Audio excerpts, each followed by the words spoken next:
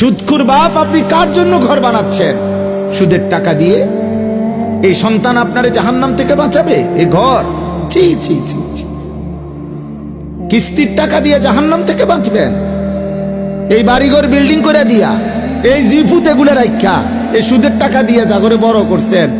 সুদখোরের সন্তান মানুষ হয় না। আমার নাম আনিসুর রহমান। আমি বললাম আপনি বুঝতে চাইবেন আমার লগে? আমি তো সবসময় আই যাই। কোন দিন আইতাম কয়ে, কোন দিন আসতাম বইলেন আপনি? আমি তো ছাদের দেশে থাকি না। হারামখোরের সন্তান মানুষ হয় না, উপার্জনকারী প্রাণী হয়, ইকোনমিক্যাল এনিম্যাল। মানুষ হয় না, মানুষ হয় না। টাকা কামাইতারে উপার্জনকারী মানে কোনো না কোনো পয়সা রোজগার করতে পারে। হ্যাঁ হ্যাঁ, টাকা রোজগার করতে পারবে, সেটা এক বিষয়, মানুষ আরেক বিষয়। কথা বলেন না? হ্যাঁ, ইনসান ভিন্ন কিছু।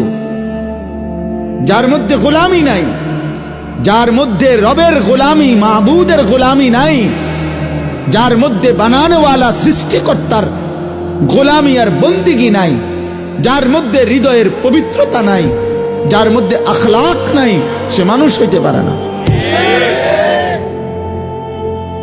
সে উপার্জনকারী প্রাণী হতে পারে, টাকা রোজগার করে। আর টাকা তো সবাই রোজগার করে।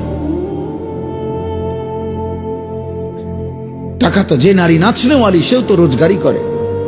নাউজুবিল্লাহ। যে নারী দেহ বিক্রি করে, সে তো রোজগারই করে। যে নারী মদের বোতল, নেশার বোতল যেই পুরুষ বিক্রি করে, সে তো টাকাই রোজগার করে। কথা বলেন? তো রোজগার শিখা যায়, রোজগার কোনো না কোনো ভাবে করা যায়, কিন্তু মানুষ হয় না। বুঝতে শিখেন, একজন বুঝেন, একজন। আপনি হয়তো কইবেন এরকম শক্ত কইব জানলে তো কেরে ফেঁসে না ফুরিয়ে গেলাম। হ্যাঁ, আপনি ফেঁসে ফুরলে আর কইেন না, দরকার হলে আরেকখান দিয়ে ঘুরিয়ে যাবো, মসিনপুর দিয়ে ঢুকবো।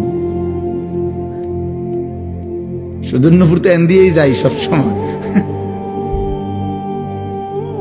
এই জন্য আব্বা বুঝতে শিখে। আফা হাসিবে তুম, আমি এটাই শুরু করলাম কথা। মুমিন গাফেল হয় না। মনে আসেনি কোন কথা বলছি? ইমানদার কি হয় না? গাফেল হয়। আমাকে দাঁড়াইয়া ভাবতে হবে, আমাকে চলতি পথে ভাবতে হবে, আমাকে টাকার সামনে ভাবতে হবে, আমি করছিটা কি?